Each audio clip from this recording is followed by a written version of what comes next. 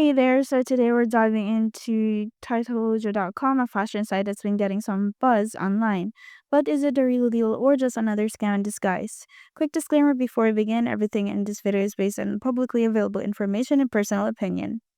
Right off the bat, I couldn't find an official website that looks properly or loads properly, which is already concerning. The site appears to offer trendy clothes and discounts, but the red flags are kind of hard to ignore. There is no Trustpilot rating available, which means there are little to no verified feedback from the real shoppers. Reviews from scam checking platforms and forums suggest that people are either not receiving their orders, getting low quality products, or having zero customer service support.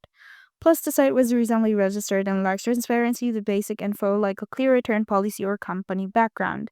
If you ask me, Titleology.com is looking more like a leave it than a worth it. Between the missing website, no Trustpilot presence, and all those scam warnings, it's just not worth the risk.